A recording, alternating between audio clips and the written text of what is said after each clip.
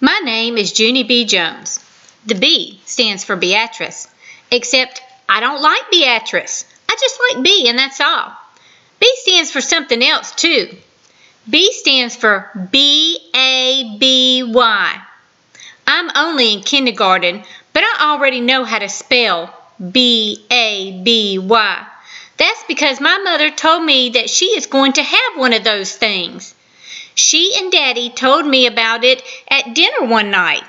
It was the night we had stewed tomatoes, which I hate very much. Daddy and I have a surprise for you, Junie B., said Mother. And so then I got very happy inside because maybe I didn't have to eat my stewy-pewy tomatoes. And also, sometimes a surprise means a present. And presents are my very favorite thing in the whole wide world. I bounced up and down on my chair. What is it? Is it all wrapped up? I don't see it, I said, very excited. Then I looked under the table because maybe the surprise was hiding down there with a red ribbon on top of it. Mother and Daddy smiled at each other. Then Mother held my hand. Junie B., would you like to have a little baby brother or sister? She said. I don't know, maybe, I told her. Then I looked under the chair. Guess what? I said. I can't find that silly-willy present anywhere. Mother made me sit up. Then she and my daddy said some more stuff about a baby. The baby will be yours too, Junie B., said Daddy. Just think. You'll have your very own little brother or sister to play with. Won't that be fun? I did my shoulders up and down, 'cause I don't know, maybe, I said. Then I got down from the chair and ran into the living room. Bad news, fellas, I hollered very loud. The present isn't in the dumb bunny room either. Mother and Daddy came into the living room. They didn't look that smiley anymore. Daddy took a big breath. There is no present, Junie B., he said. We never said we had a present. We said we had a surprise, remember? Then Mother sat down next to me. The surprise is that I'm going to have a baby, Junie B. In a few months, you're going to have a little baby brother or sister. Do you get what I'm saying yet? Just then I folded my arms and made a grumpy face.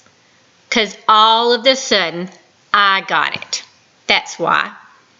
You didn't get me a darn thing, did you?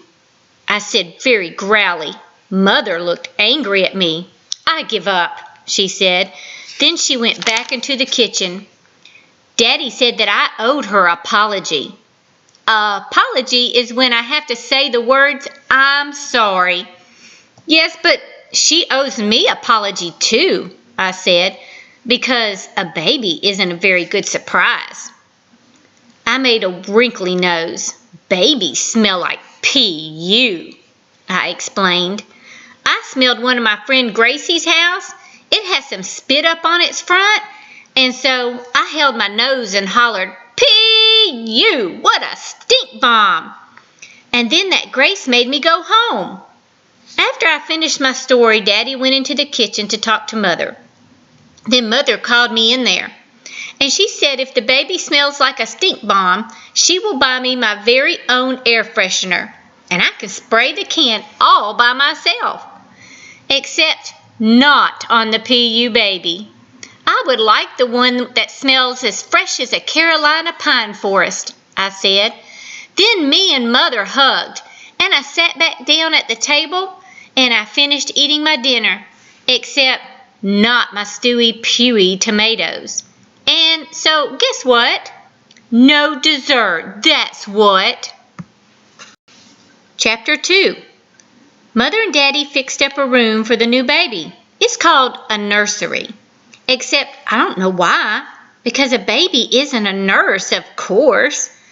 The baby's room used to be the guest room. That's where all our guests used to sleep. Only we never had much guests. And now, if we get some, they'll have to sleep on a table or something. The baby's room has new stuff in it. That's because Mother and Daddy went shopping at the new baby stuff store. They bought a new baby dresser with green and yellow knobs on it, and a new baby lamp with a giraffe on the lampshade, and also a new rocking chair for when the baby cries and you can't shut it up. And there's a new baby crib too. A crib is a bed with bars on the side of it. It's kind of like a cage at the zoo, except with a crib, you can put your hand through the bars. And the baby won't pull you in and kill you. And guess what else is in the nursery? Wallpaper. That's what. The jungle kind. With pictures of elephants and lions and a big fat hippopotamus something. And there's monkeys too, which are my most favorite jungle guys in the whole world. Mother and Daddy pasted the wallpaper together. Me and my dog Tickle were watching them. This wallpaper looks very cute in here, I told them. I would like some of it in my room too, I think, okay? I said. Can I? We'll see, said Daddy. We'll see is another word for no. Yeah, only that's not fair, I said, 'cause the baby gets all the new junk and I have old junk. Poor Junie B, said Mother, teasing. Then she bended down and tried to hug me, only she couldn't do it very good because of her big fat stomach, which is where the stupid baby is. I don't think I'm going to like the dumb baby, I said. Mother stopped hugging me.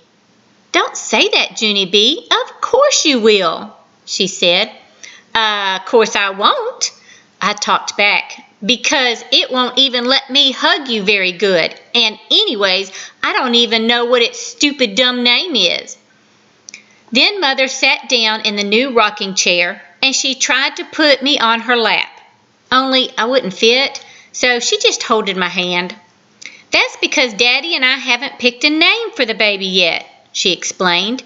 We want a name that's a little bit different. You know, something cute like Junie B. Jones. A name that people will remember. And so I thought very hard. And then I clapped my hands together real loud. Hey, I know one, I said very excited. It's the cafeteria lady at my school. And her name is Mrs. Gutzman. Mother frowned a little bit.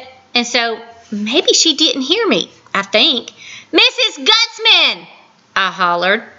That's a cute name, don't you think? And I remembered it too, even after I only heard it one time. Mrs. Gutzman sticks out right out of my head. Mother took a big breath. Yes, honey, but I'm not sure that Mrs. Gutzman is a good name for a tiny baby. And so then I scrunched my face up and I thought over again. How about Teeny? I said. Teeny would be good. Mother smiled.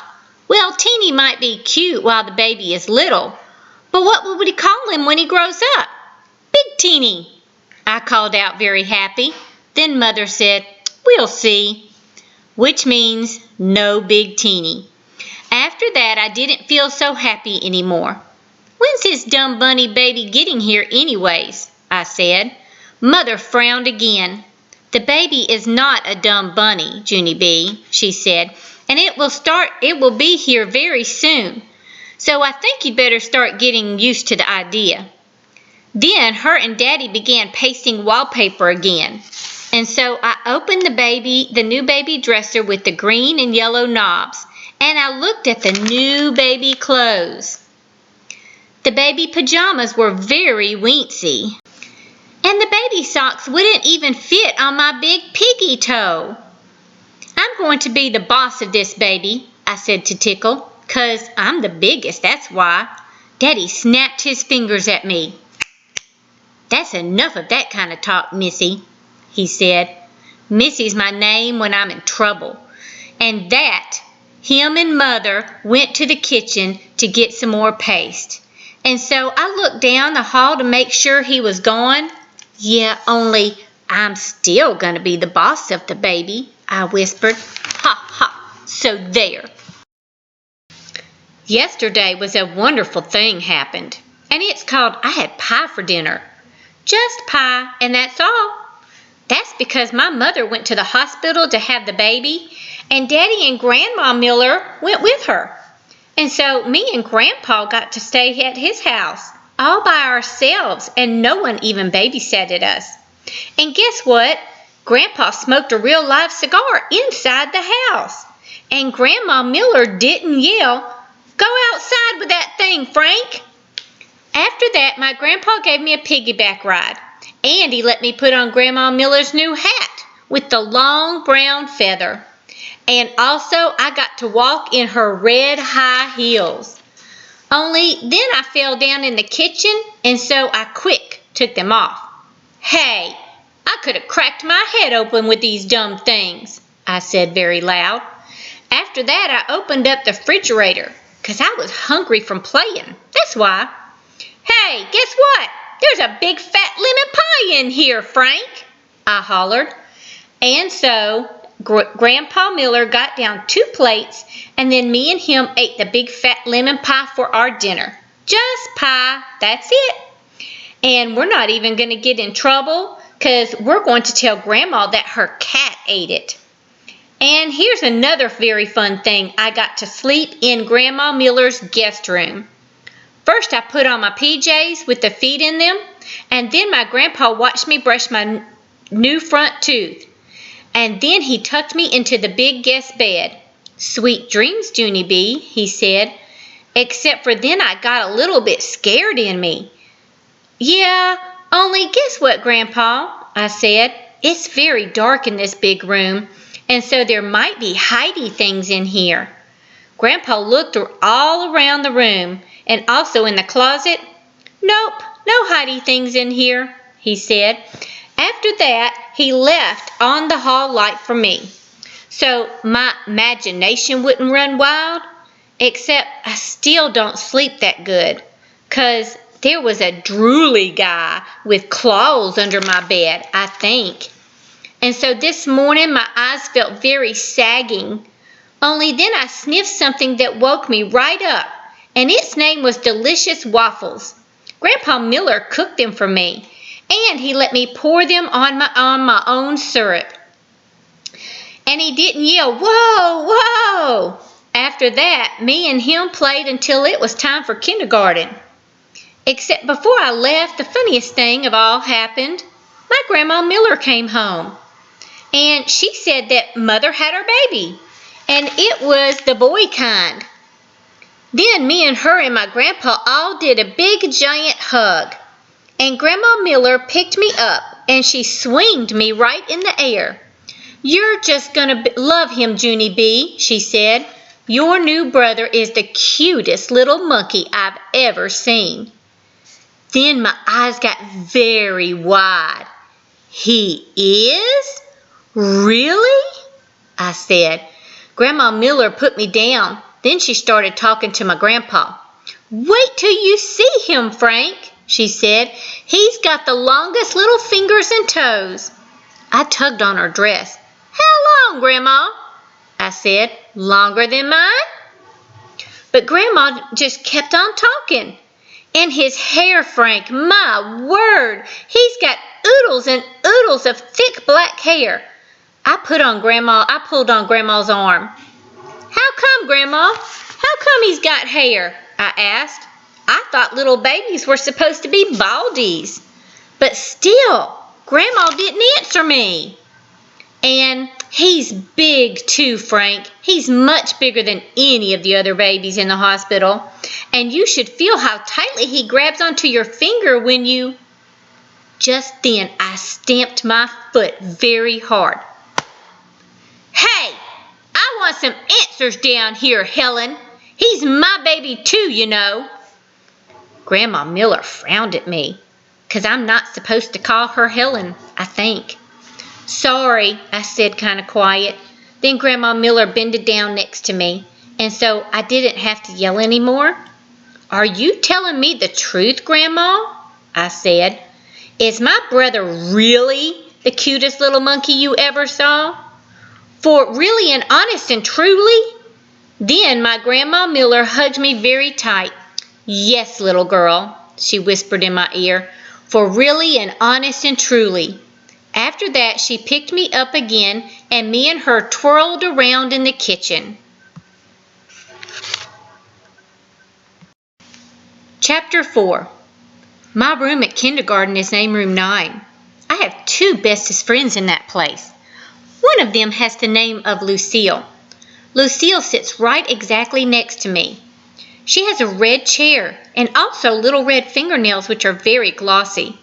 My other bestest friend is named Grace. Me and that Grace sit together on the school bus. Except for not today we didn't, because today Grandpa Miller drove me. Then he walked to Room 9 with me. And he waved at my teacher. Her name is Mrs. She has another name too, but I just like Mrs. and that's all. When I first walked into the room, Lucille was looking at that Grace's brand new shoes, and their name was Pink High Tops. Hey, Grace! Those new shoes look very beautiful on you, I said. But that dumb Grace didn't even say thank you to me. Grace is angry at you, said Lucille. She said that she rode the bus today, and you weren't even there to save her a seat, and she had to sit next to an icky kid. Right, Grace? Grace bobbed her head up and down. Yes, only I couldn't help it, Grace, I said. That's because I stayed at my Grandpa Miller's all night, and there's no bus stop at that place. And so he had to drive me here today. Then I tried to hold that Grace's hand, only she quick pulled it away. That's not very nice of you, Grace, I said. And so guess what? Now I'm not going to tell you my special secret. That's when that Grace called me a poopy head. Lucille held her hand. I don't think you're a poopy head, Junie B., she said. And so you can tell me your secret and I won't tell anybody, not even that Grace. That's when that Grace kicked Lucille in the leg. And so Lucille pushed her down. And Mrs. had to come pull them off of each other.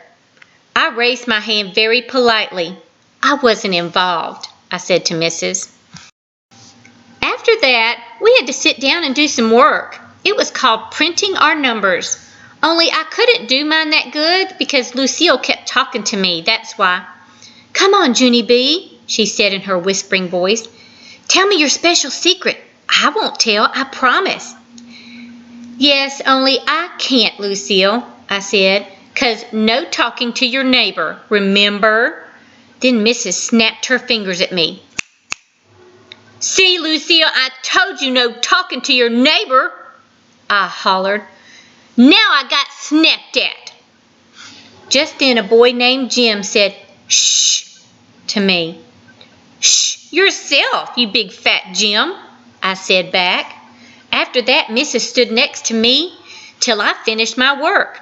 Then I got all done and she collected it. That made me very happy inside because guess what comes after work? Something very fun, that's what. And its name is show and tell. Mrs. stood next to her desk. Who has something interesting to share with the class today? She said. Then my heart got very bumpy because I had the most special secret in the whole wide world. I raised my hand way high in the air. Ooh, ooh, ooh, I hollered real loud. Me, me, me, me, me. Mrs. shook her head to me because I'm not supposed to go ooh, ooh, me, me. She called on William. He is a crybaby. I can beat him up, I think. William, said Mrs., since you raised your hand so politely, you may go first. And so then William carried a paper bag to the front of the room, and he took it out of a jar of 2 dead crickets. Except for William didn't know they were dead. He just thought they were sleeping. Jump, Hoppy, jump, Russell, said William. Then he tapped on the glass. Hey, wake up there, he said. After that, William started shaking the jar all over the place. He wouldn't stop. Wake up, I said, he shouted. Then Hoppy and Russell started falling apart, and Mrs. had to take the jar away. That's when William started to cry, and he had to go to the nurse's office to lie down. And so then I raised my hand way high in the air again, because guess what? My show and tell was way better than the two dead crickets. Tune in next time for chapters 5 through 9, where there's some monkey business going on, somebody's bestest friends, some school words are spoken, has to do with me and the principal, and pigs and ducks. Oh my!